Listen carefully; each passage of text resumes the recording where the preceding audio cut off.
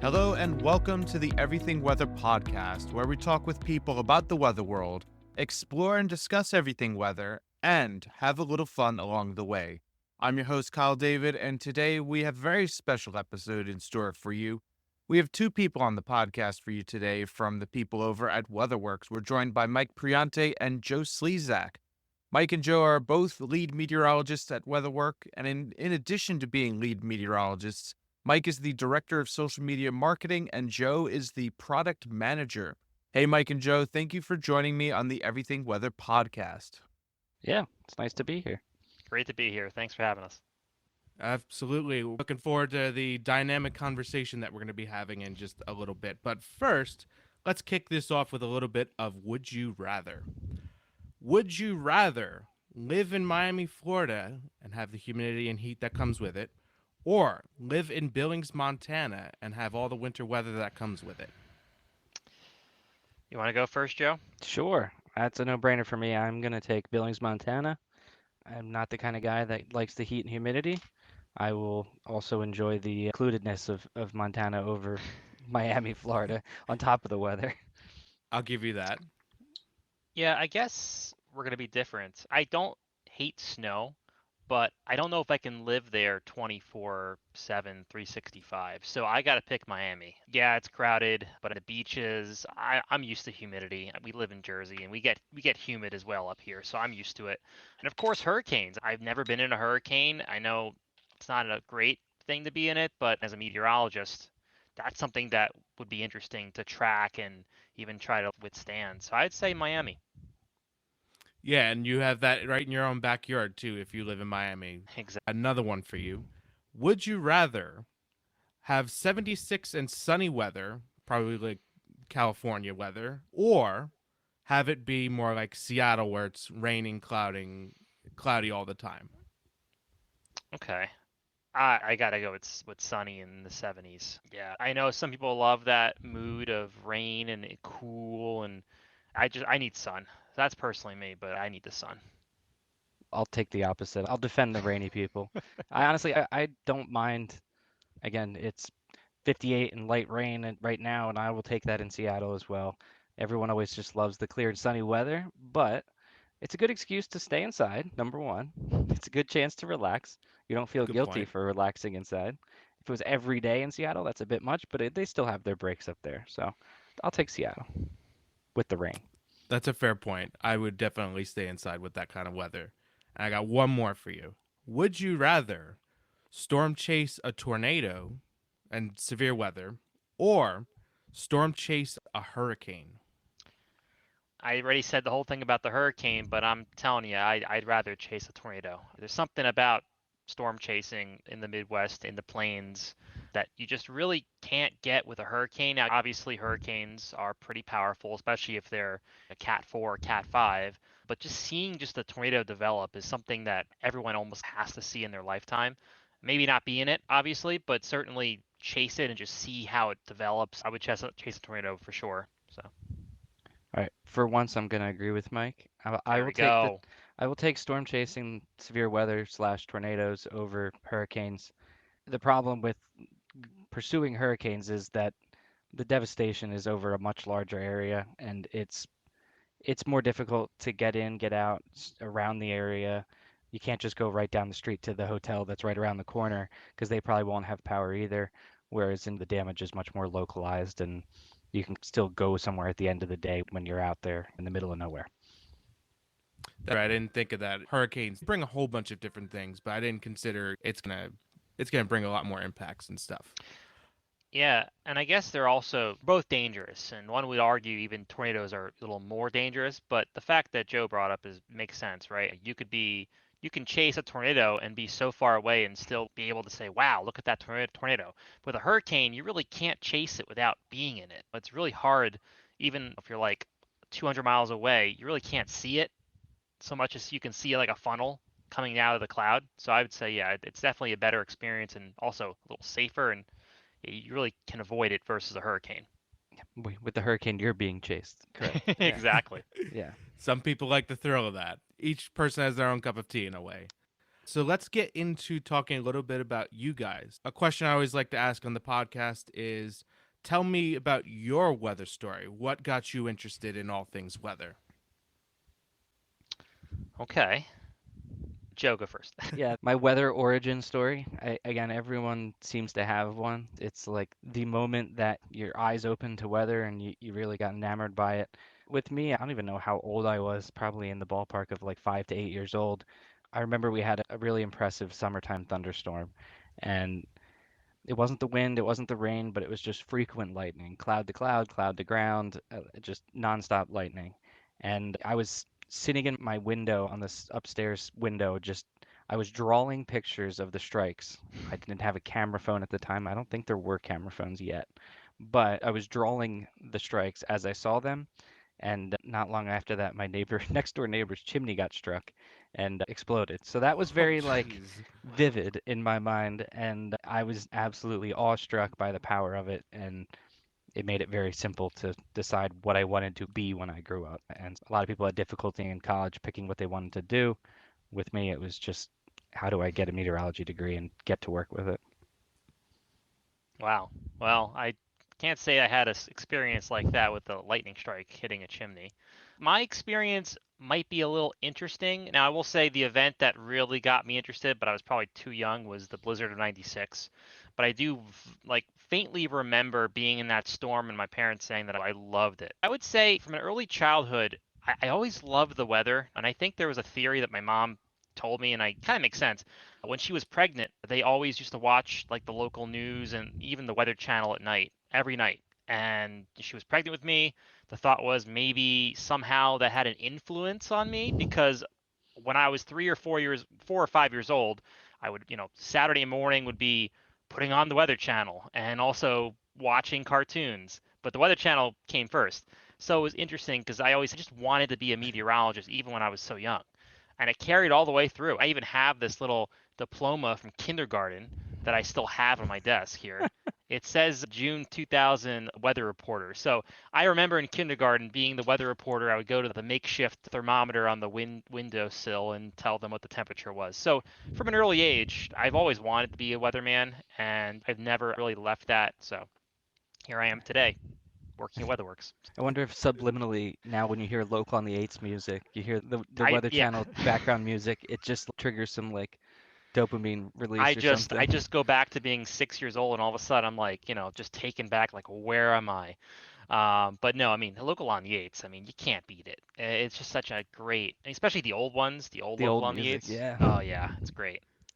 It's funny you mentioned that. I'll just deviate just a little bit, but like I was scrolling on Spotify the one day, and there was a Spotify playlist with the old local on the eights music, and it was like the classic local on the eights music, and it was just like, I have that who playlist saved. you I have have that that playlist playlist? saved. It got recommended. The algorithm worked magic because it showed up in my recommended feed.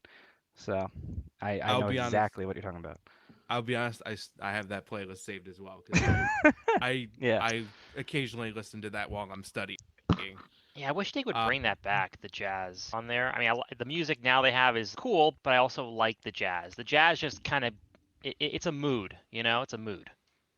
it's a nostalgic element for all Exactly. of us, the Yeah. older generation that grew up on that. The people who are watching the Weather Channel now, they won't be able to appreciate what the local Well, on the eights you can was. yeah. Now you just get the scary music when there's storms approaching a hurricane or they're doing the live hits, and it's just the high tempo, slightly horror film sounding music. Right.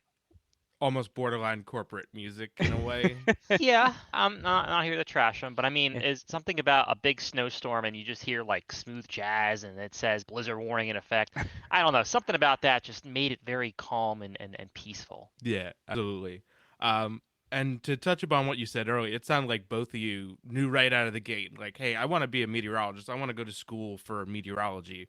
So tell me a little bit more about the point where you realized you can make a career out of this, which obviously was very early, and what opportunities you came upon high school and then when you're looking at colleges that you participated in. Yeah, I guess I'll go first. I said that from a very young age, I wanted to be in weather. And it's funny because there was a point probably when I was in like third grade, fourth grade maybe, where I said I'm going to be a storm chaser. So that was something that I wanted to do at that early of an age. But then as I started to get older, I think the becoming a storm chaser as a career went away. And then I wanted to maybe be on TV, like do the weather in front of the camera. But I still had my options open. I wasn't someone that was set on like I have to do this. This is what I'm going to do. I wanted to learn about how to forecast, how to look at weather models.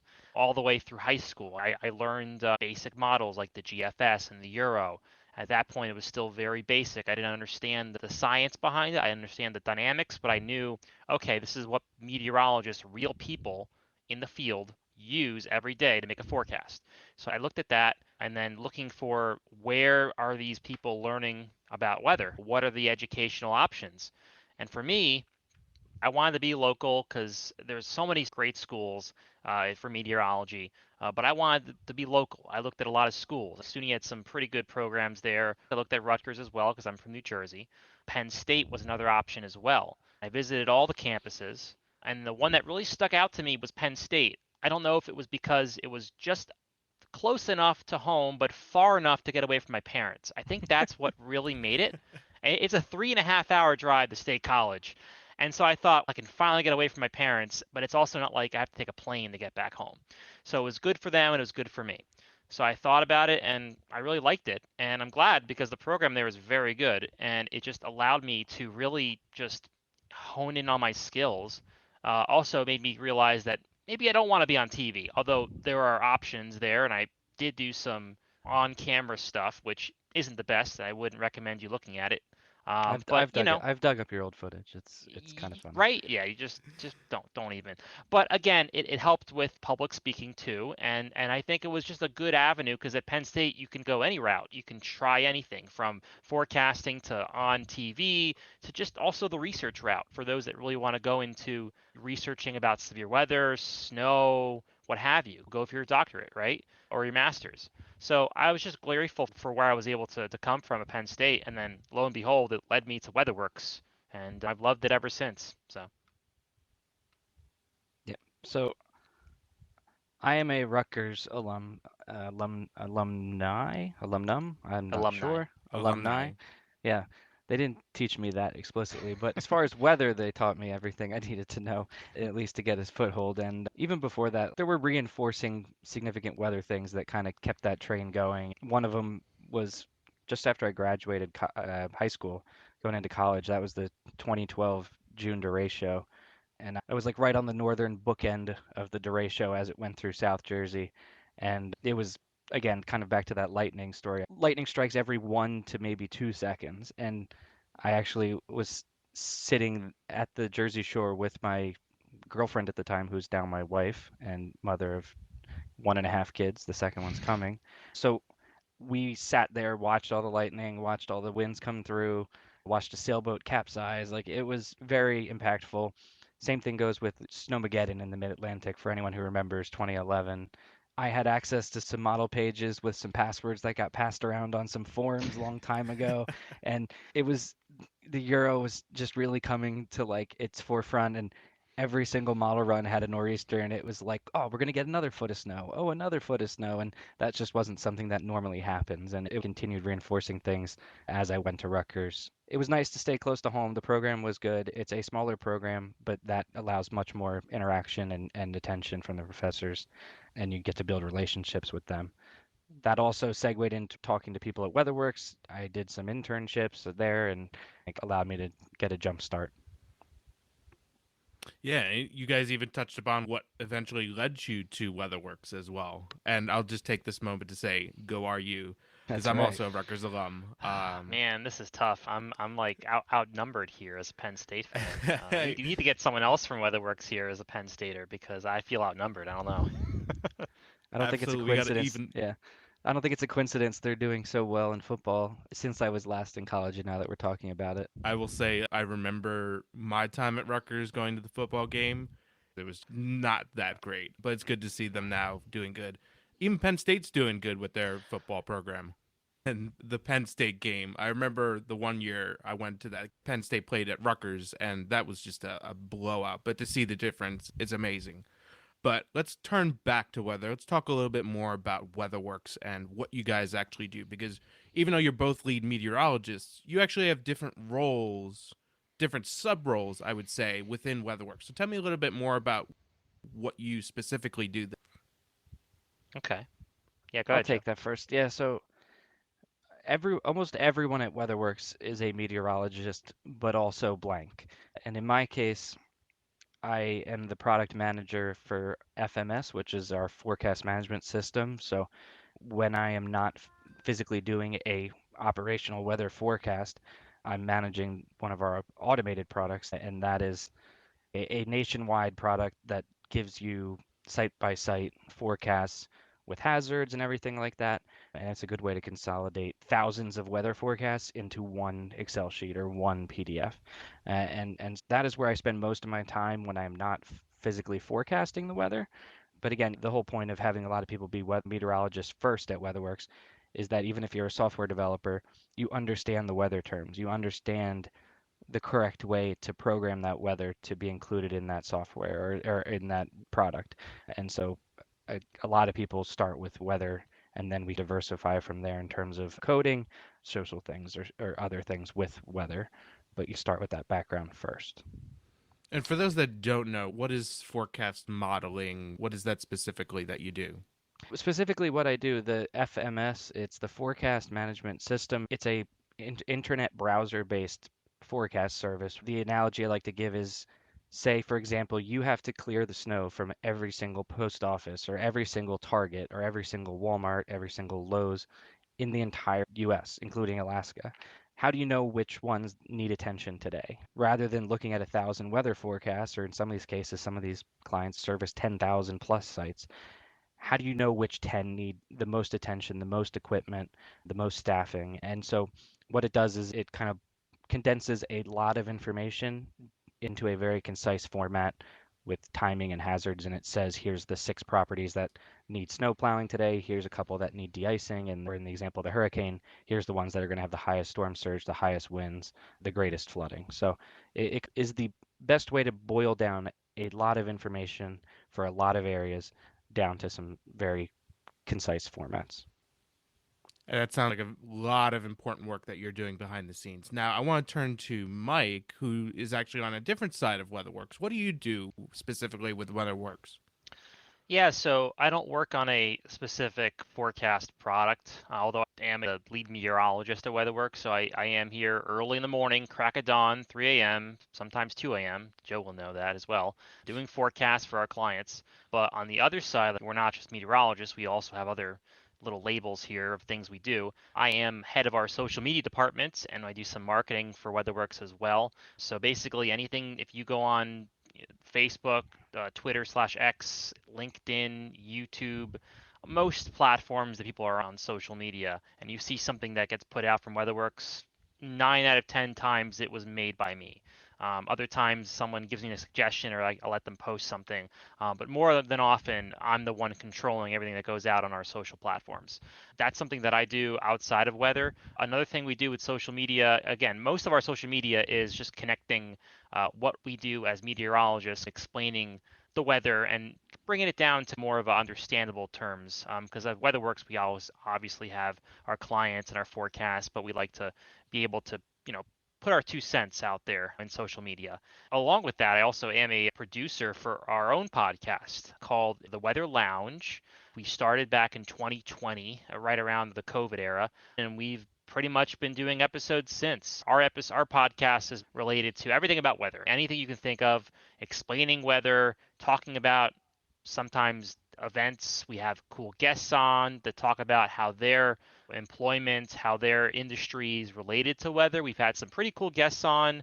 So that's what I do at WeatherWorks as well. And it's interesting, kind of a side note, I was going to mention this with the other question you mentioned about how you got into weather and how you got to WeatherWorks. When I was a junior/senior, I remember, and I should have taken this opportunity now that I know about it, but at Penn State, there were a little sign up board for events and clubs and opportunities for work. And on that, and I think I still have the picture, I got to find it, was a sign up for for doing some like part-time work helping out WeatherWorks with certified snowfall totals. And it was interesting because I saw that, and that was like my first instance of WeatherWorks, but I didn't really. I said I don't know who they are, whatever. But then when I went in to do my job search, I'm like, wait a minute, I recognize that name. So That it was that's just something we interesting. both that's something we both do and did. I mean, like I actually took that opportunity, There you go. and so I was doing so again, one of our other big products that there is a product manager for it, but I am not. But at the same time, it is one of our largest nationwide products. It's certified snowfall totals. The example is I clear the property, Kyle owns the shopping mall. I get paid per inch of snow. I want to say it snowed 3 foot, and you want to say it snowed 2 inches.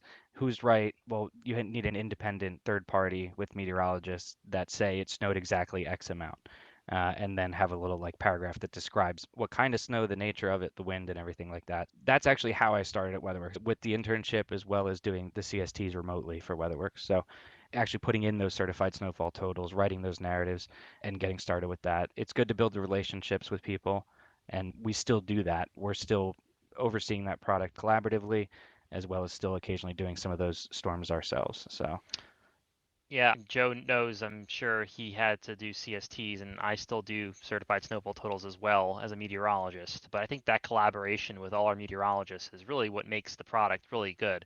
And again, it's something that you get on the news. You can go anywhere to get a total or a number, but the thing that really makes that stand out is that we really do a good job at quality controlling and saying, okay, is this the number that is more accurate to your property or to your location, your zip code? Because when you have these guys that are trying to bill for a storm, you don't want that. You don't want to be billing over too much, and you don't want to be billing too little. You have to have a nice in between, and that's where I think the CST, a number that you know has gone through rigorous quality control, looking at radar, knowing the weather based on your meteorological expertise and understanding how the area is, you can say, well, that was probably measured slightly wrong, or that was probably an average of a drift that wasn't correctly measured at a certain time. There was melting, a lot of things. So I think that's what makes that really well. And I think as a meteorologist, I do a good job producing that. So you do a good job, Mike. Yeah. thank you. You both Yeah. do phenomenal work, and I actually want to briefly educate people what WeatherWorks is, because there may be some listeners that don't know what WeatherWorks is. But I will say real quick, I have listened to the Weather Lounge on my own a couple years now, and they do have some really great content there. So if you're listening to this, go check out the Weather Lounge. They got some cool podcast episodes and very educational as well. So kind of plugging your guys' podcast there. But going back to WeatherWorks, for those who are not as familiar with Works and the type of work that they do, just tell me real quick what they do. You go ahead, Joe. So a lot of people again think broadcast meteorology. I'm not pretty enough for broadcast meteorology. No, you look Uh, great, Joe. Thank you. It's good that no one hopefully can see me too much on this. But the main thing we do is consultation and client-specific weather. If you call the National Weather Service and ask them for what's the exact snow forecast for your backyard, you might get some funny looks or funny answers. It- our clients, we are a private firm, our clients can do that and they can say, how much snow will I get at this specific parking lot? It's the decision support services that add the value that clients are willing to pay for in terms of we tailor our forecasts, our products, all of our products, not just FMS, CST, Storm Alert. It's also that value added by talking to a meteorologist. And we have 24/7 consultations, so those clients call us and we help provide decisions we help them with their decisions they need to make based on the weather, and even just hearing the confidence in someone's voice. You can convey uncertainty in different ways by how you talk. You can select very careful word choices, coulds versus shoulds versus woulds versus will. Again, that kind of tailoring in your phone calls with clients might mean the difference between some of our school districts having school or not, when road departments decide to staff things, even state DOTs. So that's our main job sector in terms of WeatherWorks, and where we make our living. Yeah, and I think to that end too, a lot of our meteorologists at WeatherWorks, they're all meteorologists, right? The people that you're talking to when you're calling up as a client, talking to WeatherWorks, getting the information, you're a meteorologist. They have had the training, they've had the education, they understand how weather works. Not to try to make a pun there, That's a dad. but That's a dad joke, and yeah, that's a hey, heavy dad joke. I'm getting ready for whenever that happens. I'm chock full of dad jokes. But on a serious note, our meteorologists at WeatherWork really love the job they do. You go into weather, you really love forecasting, you're passionate about it. That passion comes through in the forecast to tell the client, hey, there's rain coming this way, or in the wintertime, hey, there's a storm coming in. It's going to arrive at any time from like 3:30 to 4:30 in the morning. It's going to start out as a light snow. The ground is still a little too warm, so it's probably not going to stick, depending on if you have treatment down, but then eventually it's going to get heavier and it's going to start covering. Our meteorologists really have a good understanding of not only the meteorology, but how the client works.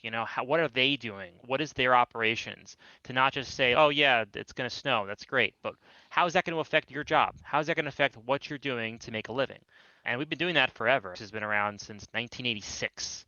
We started in the basement of our founder's home, 1986, and now we're in Hackettstown, New Jersey, and we have what do we have, Joe? Like 35, 40 meteorologists, I think. Yeah, about that. And when you include all the other staff that does accounting, billing, and such, including my wife, which, yeah, again, it's big enough that we are national. We cover the entire country, but we know everyone personally, and we are still a pretty close-knit group. And real quick, before we go into break, you had mentioned clients a couple of times. What does your clientele look like? It's very diverse. I mean, everything is affected by weather, and therefore it spans all things. So think NFL football teams, think sporting venues, think about some government entities. I think of Goddard and NASA. They have power outage concerns. They've been a longtime client. We have two state teas. When you get your Wawa hoagies, we're doing Wawa usually. They need to know when they can open stores, when they have to close stores, what kind of hazards, which stores. Same thing goes for FMS. A lot of those chains, even if they aren't a direct client, they are having contractors that service that property get forecasts from us. It's a very wide gamut of schools, DPWs, sporting events, and so on. Yeah, basically what Joe said. 100%. It spans everybody. And again, in the wintertime, it's especially important for some clients that are specifically in snow and ice because their job is to make sure that parking lots are clear. And also for towns and governments, they want to make sure the roads are clear and safe for you to drive on. So having this information is crucial in the wintertime, especially for some of these clients, so that not only can they make things safe, but again, if there's no snow, they sometimes can't make money for their businesses and for their employees. So knowing when it's going to snow and what the impacts are going to be is crucial to their operations. So that's another sector along with a sports team or Wawa or anything like that. That is part of the business that is forecast driven. There's, again, in terms of those 40 or so meteorologists, there's also more staff that they do forensics. And if someone slips and falls on a property and they need to go through litigation, you need to know what the weather was and what conditions were and whether or not it was conducive for that slip and fall. There's an entire forensics department, past weather, there's data and statistics where if I need climatology reports or you need statistic reports. So basically, if it's weather, we do it, and it's driven by clients' needs rather than trying to fit a specific government forecast header where it's a certain format or all caps or like the kind of things like we do look at, and we do have a relationship with the government sector in terms of the National Weather Service. We use data from NOAA, but we're providing that additional layer of whatever the client needs more specifically, we can help them with. Yeah, I think basically to sum it all up, we do both public and private. If you're involved with weather or if your business is affected by weather, more than likely you can use WeatherWorks services. Fantastic. We're going to take a quick break right here, but we got a lot more to talk about in the podcast with Mike and Joe from WeatherWorks, so keep with us right here.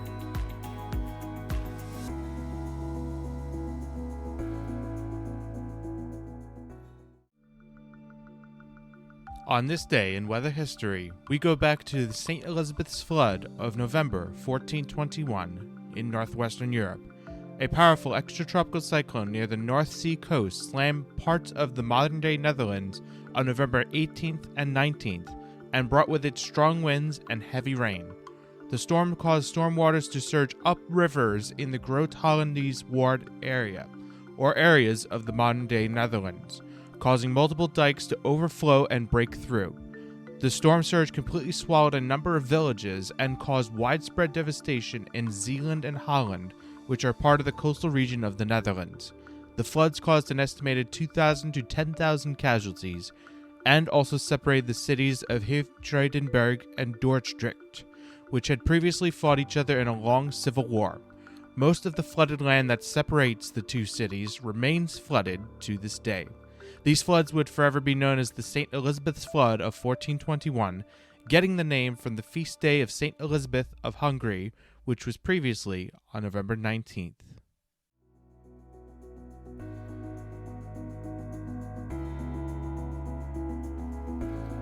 Hello and welcome back to the Everything Weather Podcast. I'm your host Kyle David, and today we're talking with Mike Priante and Joe Slezak from WeatherWorks. We talked a little bit about their history with the weather, how they got interested in it, and what eventually led them to WeatherWorks, which is a private weather company based out of Hackensack, New Jersey, and they work with a whole bunch of different clientele. And we're going to continue that conversation, but first, what is on the person's playlist? So what music do you guys listen to when you're working, when you're off of work, to help you get through the day? Okay, Joe, you go ahead first. I'm sure you have So tons of playlists and I am a everything like that. I am a full-on Spotify addicted person. I don't appreciate spending like $11 every month on it, but I listen to music, especially like every day especially when I'm forecasting. When I interned at the National Weather Service in Mount Holly, Lee Robertson would always have music on there when he was forecasting. And I got in the habit of listening to music while I forecast because it is kind of an art. It is science, but it's also art where you have to carefully craft things and there's a bit of a nuance to it, experience to it. And so I got used to listening to music and I will listen to everything from like Hank Williams Jr. to Skrillex. It depends on the mood for the day. If there's a giant storm coming, a giant nor'easter or a giant hurricane, I will, put on some hard style dubstep and put on some hardcore stuff or like Metallica. But then if it's been like a very long week and it's finally starting to quiet down, one of the weather songs that I like to put on is one of the lesser known ones. There's quite a few that are like Riders on the Storm or Have You Ever Seen the Rain by CCR. Like those are the obvious weather songs. My deeper cut is Weatherman by Hank Williams Jr. and the lyrics to that are great. If you're not aware. I can't say I'm familiar with Okay. Hank Well, Williams. Is that country or is that... it's country, yeah. I pulled up the lyrics, so if you want to, just at least a few parts of it. I mean, I've had too many highs and too many lows, too many storms and tornadoes. I need some blue skies and sunshine. I need a good outlook tonight. It's a good song, so Did he have a give it a listen. meteorologist as a ghostwriter? Because like that, Too many highs those and are too some many good weather lows. puns. That's perfect. Yeah. That's something that I've noticed a lot of country singers can sometimes talk about the weather. And there you go. Obviously, tornadoes are a big thing in like more country-esque areas, right? So, but yeah, Hank Williams, Joe got me on that guy. So yeah, he's pretty good. We actually are always, even when we're working remotely, we're always talking to each other through the morning to our forecasts. On a typical morning, I go down to Central Jersey and then it switches over to Mike. And on that 4 a.m. shift, we're just sharing playlists and songs and like we're just sending Spotify links to each other all morning. So while we're forecasting, we're just passing off recommendations to each other. And that song made that list. So we Yeah. got Hank Williams, Weatherman. Mike, what about you? So I don't have songs catered to weather. I probably should, right? I should probably look through Spotify. Joe's the Spotify master. I'm just the guy that uses Spotify, and I've got every single song I've found. I just hit the like button, and all of a sudden now I have like over 1,000 songs on there. So I'm really anybody that'll listen to really anything from like Taylor Swift all the way to like more indie stuff. Like Foster the People is pretty good. Anything like Tame Impala, that kind of vibe is kind of my expertise here with music. Maybe not so much with like really hard like R&B or rap, and even country too. Like Hank Williams, I'll give him a pass, right? For country. Hank Williams Jr. Sorry, Jr. not his father. Yeah, Yeah. Junior. I'll give him a pass because he has that one song and he's pretty good. But everything else, I'm not like a Keith Urban kind of guy. I'm not that kind of person that really listens to country in general. But I'll listen to a lot of things. Big artist for me though, I'm a pretty big Coldplay fan. Just putting that out there. So that's in my mix as well. But I like listening to other stuff too from the 70s and 60s, Beatles, the Monkees, who else? Um, Oh. I'm trying off the top of I my head. I'm sure Joe, you probably listen to a lot of people from yeah. like the rock, hard rock era. I'll listen. Like speaking of the hard rock, so like Metallica. I know I said that Okay, earlier. Metallica. Yeah, I Yeah, mean, not all Metallica, but some songs, I will because listen I'm to all Metallica. And AC/DC.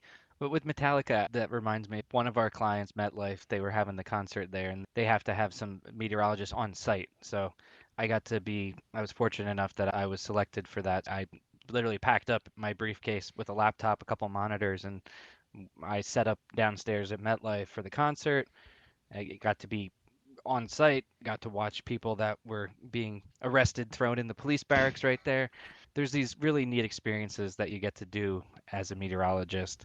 And obviously, there's quite a bit of stress with that, but also at the same time, it's extremely rewarding to know that you're responsible for everyone's safety with the lightning and with severe weather in the area. Um, so, So you guys actually go on site for some things, some events that you forecast and work for? Yeah, that was recent, but certainly because I think in the past we would just have them call in, but recently they found more value in having someone staff there, not only just to coordinate from WeatherWorks remotely, but also just to be there to explain it and show more to their bosses and people at the higher ups to say, okay, here's what we're looking at, and coordinate instead of just having one person on the phone and do like a conference call. So I know Joe went to Metallica. I was at a concert for the Rolling Stones. That was pretty cool, listening to some Stones. But yeah, that was something recent that we're doing. And I think this year also we went to Citi Field for yeah, some we've of their been going to City concerts. Field for a couple of Yeah, them. And yeah, yeah. it becomes less of an issue as we get outside of like lightning season in terms of the summer. Obviously, they still have football and other events that continue into the winter, but it's the value of having us on site is basically anyone, either from Live Nation or someone from another type of event, even if they're not directly our client. The state police, for example, would walk in and say, hey, are we like looking good for at least the next 30 minutes or whatever? We want to take the helicopter up or something. It's just these kind of like off the cuff things that you wouldn't have happen on the phone, but us being on site certainly helps with that. It sounds like there's a lot of fun that your guys are getting to explore with going out to concerts, to events. But I'm curious about what the day to day looks like. It's different probably for the two of you since you do different aspects of work at WeatherWorks. But what is the typical day to day look like at WeatherWorks? I guess it depends on the shift. And Joe and I have two kind of similar shifts. We have a 4 a.m. shift that we have, and then usually like a 9 a.m. shift. The 4 a.m. shift is more so weather related, so we wake up depending if you have to drive, but I'm remote, so it's nice to wake out of bed and not have to drive an hour to work. But usually you wake up for the 4 a.m. shifts, get in, start to brief in on the weather. We all have our own little zones as forecast meteorologists, and these zones, parts of the Northeast and the Midwest that we do forecasts for, we brief in. Takes a little bit of time. We all coordinate through Slack. We coordinate what we got going on this week, anything big to watch out for. And we have our coordinating meteorologist, Zach Shabala, who does a great job, who kind of coordinates, okay, anything that's interesting that we got to watch out for, kind of breaks down some meteorology, and let's make sure that we're looking at this here and not going too crazy with that. So kind of coordination with our meteorologists and also doing our own forecast by ourselves. And we have zone partners that also come in later on. But in the morning, we kind of do that. We forecast, we send out the forecast because a lot of these clients that we have to have their forecast early on. That's why we wake up at 4. We don't wake up at 7, 8 o'clock and get the forecast out because by then everyone's doing their work. And a lot of these jobs start sometimes as early as 4 or 5. And in the wintertime, the job's going to start before it snows. So it could be 9 p.m. or 10 p.m. or 1 a.m. And if it starts to snow, they got to be out there. So we're also up at that time as well to make sure they get the forecast. So the 4 a.m. shift has a lot in the morning. And then afterwards, it's like making sure our zone partner that comes in at 9 o'clock comes in and takes over, and then they can handle the weather. And then after that, it's just working on whatever other things I have to do, such as social media for me, and I'm sure Joe is more product manager side, getting things done on that side. So that's the 4 a.m. shift for me. Yeah, I mean, I do 4 a.m. shifts as well, and at that 4 a.m. shift, if there is a giant nor'easter that is just parked on the East Coast for 2 days or something like that, or there's a long track hurricane that is just going to absolutely pummel the area, We just go to these 12-hour shifts so you have to be very comfortable with working some crazy hours. Again, there's benefits to that. I permanently am on that early morning shift in the winter because the benefits of shift work is I'll be done at 12 o'clock, 1 o'clock, and I have the rest of the afternoon to spend with my kid. You can kind of make it work to your advantage there. It also means I go to bed at the same time as my kid. They're going to bed at 7, 8 o'clock. Guess who also is going to bed at 7, 8 o'clock? So again, it's demanding in terms of that day to day. You kind of get in that sleep schedule, and then you just go with it. Similar to Mike, though, when Mike said briefing in, again, we're going through satellite, we're going through airport ASOS, the automated observations there at the airports, we're going through radar, we're going through webcams. Basically, any information you would need to look at to get the full picture of not just what the radar shows, but the ground truth. That's what the briefing in part is on the 4 a.m. shift. Once we do that, that's where we go into the forecast. Because, like Mike said, you want to have your forecast in your hand when the normal people wake up, which means we have to wake up before the normal people. And you had said it, Joe, it's a very demanding field. It's a 24/7 thing. The weather doesn't sleep, it doesn't stop. It works on its own schedules. And 12-hour shift, that sounds pretty gruesome at times. So I'm curious, how do you manage work-life balance in such a demanding 24/7 field with these kind of hours?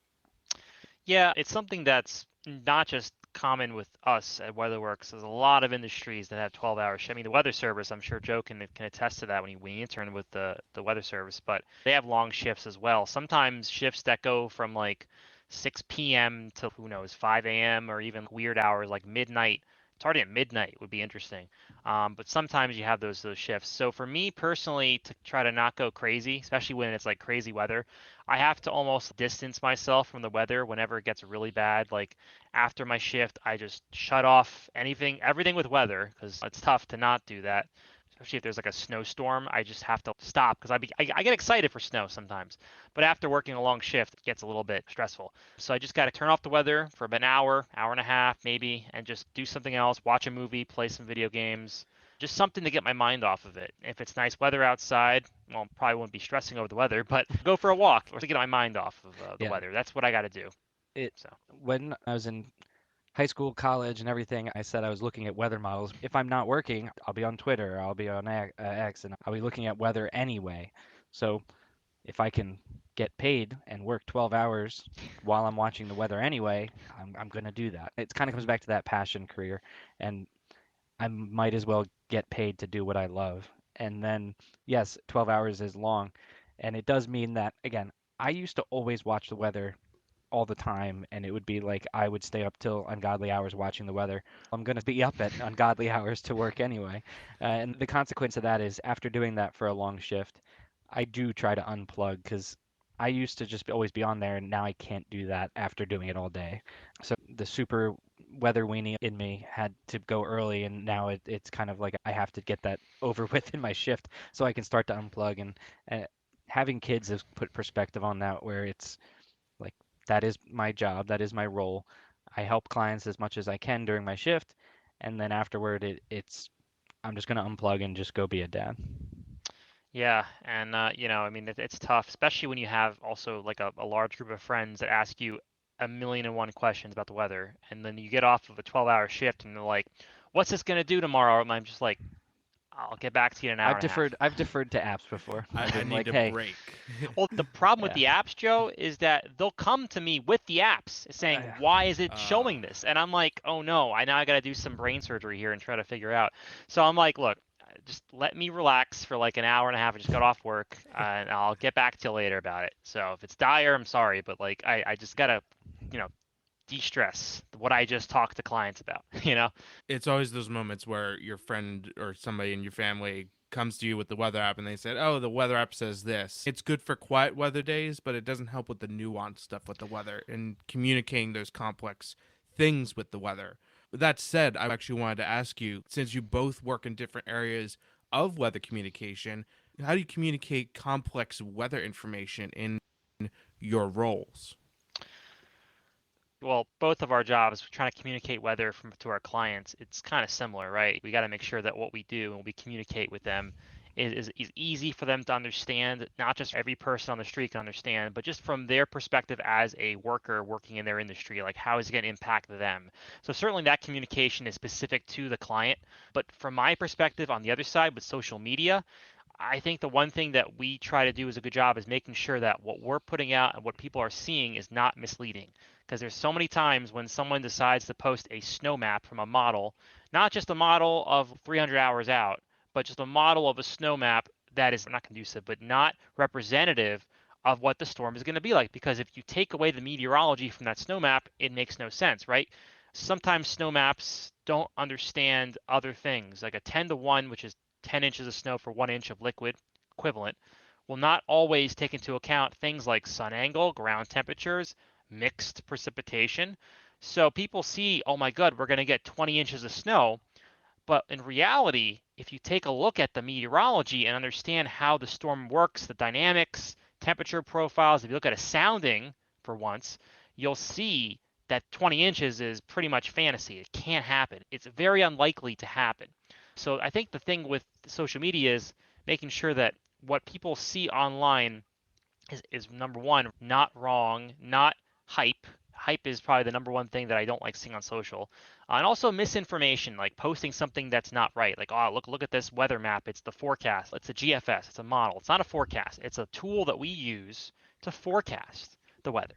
It's a guidance. Guidance means it guides you, but it doesn't direct you to what it's going to be. So that's something that I see on a day-to-day basis that I think affects our communication. And so we try to do a good job at just saying, here's all the facts, here's everything laid out, here's the best idea out of everything. Now, is that going to be 100% guaranteed? No, because weather's not guaranteed, no matter what you look at. There are going to be small nuances that change things, but it's at least something to give you a general idea of, okay, here's what's going to happen. Here's what you could do to prepare for it. Now, what could go wrong? This could be a little bit more to the east, a little more to the west. It'll shift things a bit. A model is not going to do that very quickly. So sometimes you also have to have that expertise and that kind of ingenuity and that skill of being a meteorologist to know, well, that model is definitely biased or it's going to do this and that and here's what's going to happen. And you just can't get that from just looking at a weather map. You just can't get that from that. And going back to the answering the complex, communicating those complex like weather, decisions. Sometimes it's as simple as, for example, there's a guy who owns a major roofing company, calls in every morning, and Mike's laughing because he knows who I'm talking about. But again, like Yes, I do. I know their sensitivities. I know depending on what project they're working on, sometimes if they're seal coating or they're doing a certain section of the roof, or I know what their thresholds are in terms of their sensitivities. I can just immediately say, yeah, today is not going to work. And I can make it as simple as today is not a great day, or tomorrow is much better, or tomorrow you certainly can get the rest of that project done. And I don't even need to talk about weather because I already know what would guide their day. Or I don't need to tell them the wind if it's not a factor today. But if tomorrow is going to be gusting 40 mile an hour, you don't want to get blown off a roof. So it's ignoring all the information that they don't need to know. I don't need to tell him it's 70 degrees today. That doesn't affect him. I don't need to tell him the wind. It's not going to affect him. But there is a wall of rain coming in at 2 o'clock. I'm going to say you're fine until 2 o'clock. And it's very simple like that. Or sometimes it gets more nuanced when, again, if we're talking about someone who can deal with a little bit of rain, say you're doing some landscaping and you can deal with a little light rain. Even then, it's the value added in terms of saying, instead of saying a 30% chance of showers this morning, I can say, even if you did see a sprinkle this morning, it's a sprinkle. You're fine. Don't worry about it. Like that confidence helps them make their decision as far as whether or not to work today. And the same thing goes for school closings and sporting events. I think you both highlighted perfectly all the different nuances of weather communications, not just for the public, but for private clientele as well, the people that you primarily work with on a day to day basis. And on that note, where do you see in the next 5, 10, maybe even 20 years, if you're that ambitious with predicting the future, on where the private weather forecasting industry and weather communications will be? I'll take that first. Yeah, go ahead.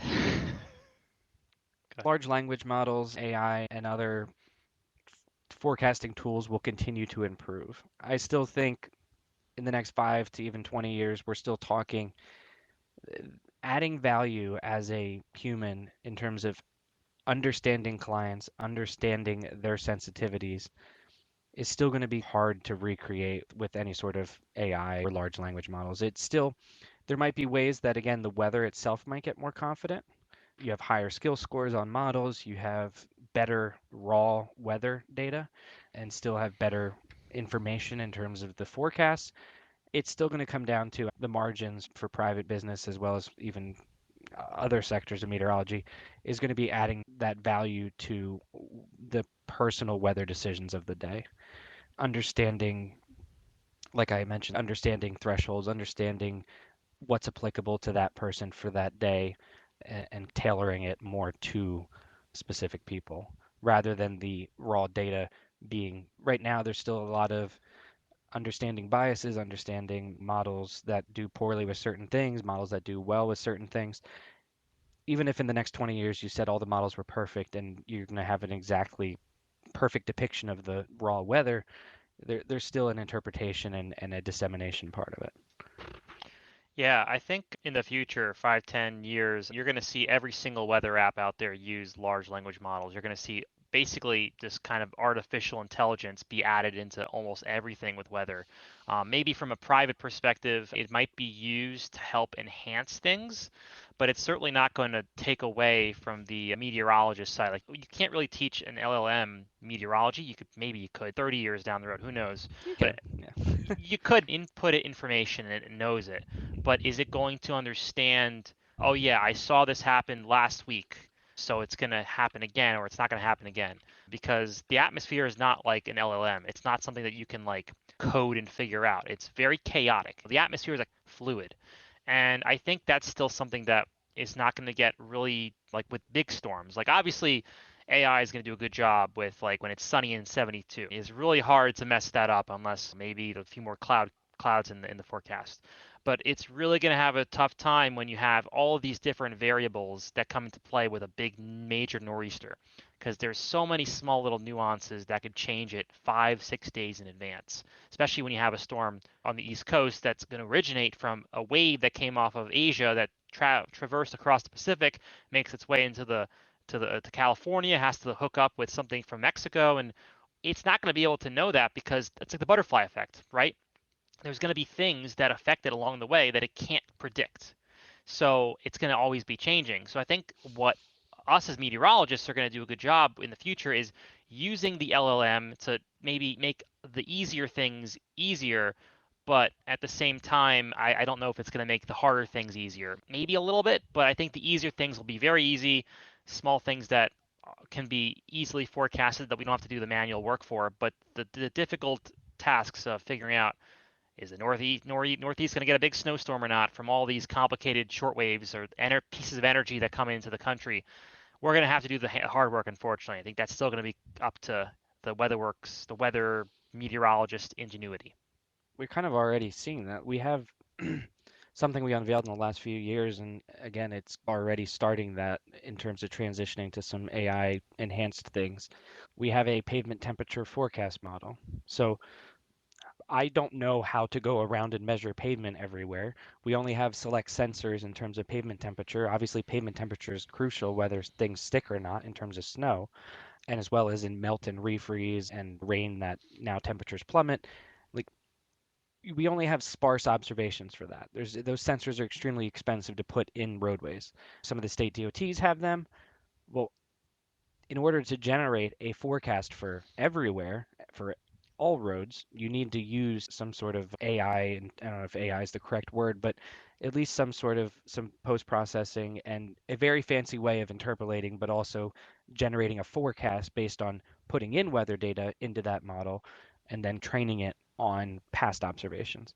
So we're already doing that with pavement risk, which is again, now you can get a graph of pavement temperature within your forecast from us. So it continues to add value to what we do.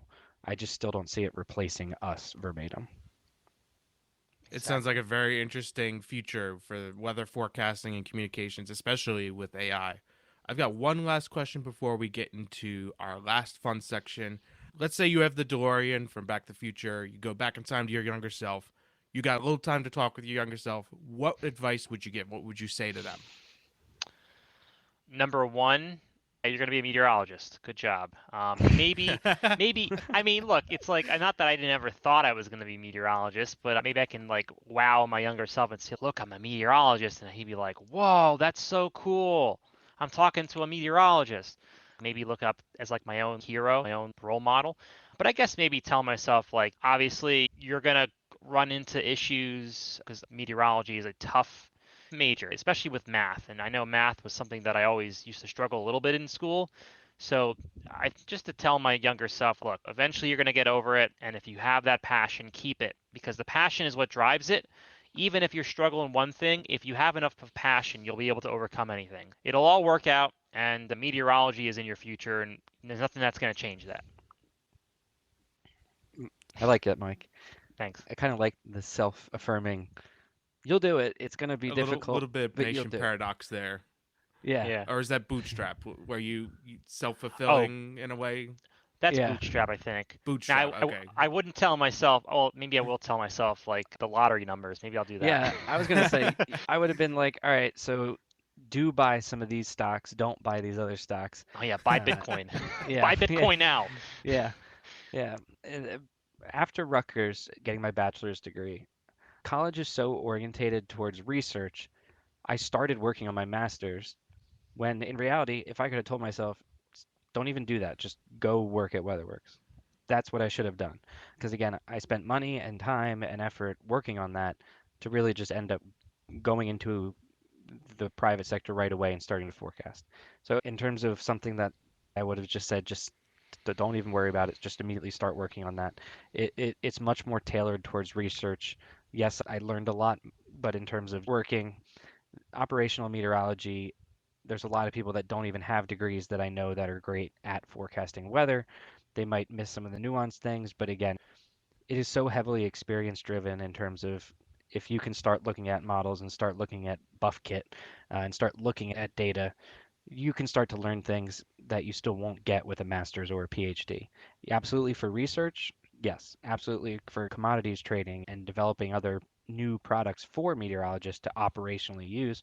Sure, those things are, valuable, but if I wanted to immediately start forecasting weather, I would not bother with the masters and I would just immediately say, you know, diversify your meteorology with some other sort of experience in terms of sales, marketing, social, in terms of programming, in terms of being the person who integrates those LLMs and AI into weather. Do that instead of seeking higher education, if that makes sense. Very great piece of advice from both of you, Mike and Joe. With that said, it is now time for our favorite part of the episode, which is weather. I'll ask you both a couple of weather and non-weather related trivia questions. I've got two for each of you that are designed, but both of you can answer. So with that said, are you guys ready? I'm ready. Sure. Let's go. All right. This is whether or not your question is severe related. The book and TV movie Night of the Twisters was based on a real tornado outbreak in 1980. Where did this tornado outbreak take place? Is it A, Lincoln, Nebraska, B, Grand Island, Nebraska, C, Dodge City, Kansas, or D, Tulsa, Oklahoma? I'm gonna go with C. I'm, Dodge. I'm going to go with D. And I'm basing that on, I have no idea, but it's not the same letter as Mike's. So we got C, Dodge City for Mike, and D, Tulsa for Joe. You are both incorrect. It is Grand Okay. Island, Nebraska. I would have not guessed that. I did love Nebraska. Nebraska was one of the favorite states when we went on the storm trip there with Dr. Decker with Rutgers. Nebraska is my favorite state, and if I could live somewhere other than New Jersey, I would take Scottsbluff over New Jersey. Can't say I So- went out that far, but I was out in the Black Hills for that same trip. It's nice out there, yeah. Very nice. Next question. This is whether or not your next question is related to fishing. What is the most common fishing method used globally?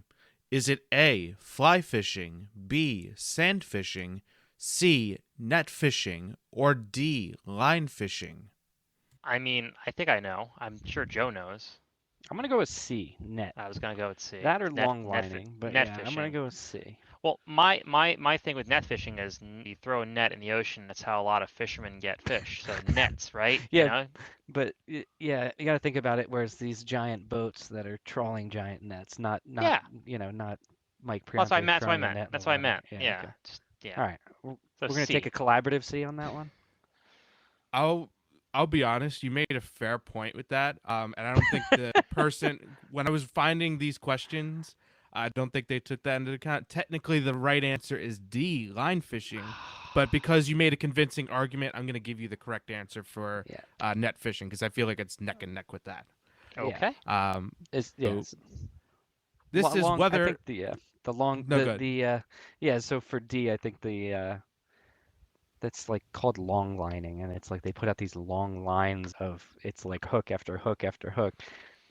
And then in terms I of think like it's maybe like tonnage, yeah, that might be more yeah, proliferated instead of nets, but yeah, yeah. I think they Okay. mean when you're fishing with a bait or you're fly fishing. You got a line, you cast it out. I think that's what they mean. sure. Um, but I'll still give you both the right answer for that. Sounds good. All right. This is whether or not your next question is severe weather related. Ted Fujita studied tornadoes extensively, eventually developing to rate their damage. This famous grad student worked with him and eventually became a severe weather expert for a television station. Is it Can I, A? yeah, I'll, I will cut you off. It is Dr. Greg Forbes. Am I correct? I'll read you the answers and then we'll Oh, get into there. Is it I'm sorry. A, Greg Forbes, B, Ah. Reed Timmer, C, William Gray, or D, Tim Samaras? Oh wait, Ugh. it's Tim. Oh, see, now you're Now over. I'm No, Joe, confused. you said Dr. Forbes. Oh, well now I'm gonna just have to stick with A, but yeah, I don't think it's Tim, but it could be. It's either Tim or Greg. I mean, what were the other options? Can you repeat the other ones? Now I'm So it's confusing A, listeners even Greg more. Forbes, B, Reed Timmer, C, William Gray, or D, Tim Samaras? You know what? I'm gonna go with William Gray. So we got Hmm. William Gray for you, Mike, and then Joe, you're thinking Greg Forbes is your final answer? Yeah, I'll take Greg, even though it might be Tim. You are correct, Joe. It is Greg Forbes. Ah, now I shortcutted the answers before I even did it, and then I started second guessing Your myself. your instinct led you right there. I Yeah, will give you that. So because it is Greg I read Forbes. Tim Samaras' book, or the book about Tim Samaras, and I can't remember the name of it, but that got me confused because then I overthought it. Yeah, I figured the Tim Samaras would have been like a little wild card there. It But was a your good instinct wild card. Yeah. your instinct led you right with that one. All right, I've got one more for you. This is whether or not your question is related to science fiction, mainly Star Trek. What is the name of the Catch 22 scenario which Captain Kirk cheats to win during his training at Starfleet Academy?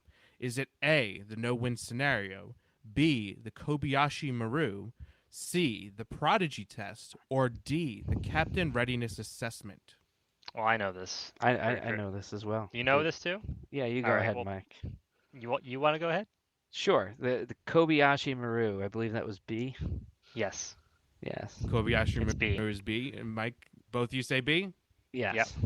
You are both correct. It is the Kobayashi Maru. And with that, that is our last whether or not trivia question. But before I let you guys go, where can people follow you and your work?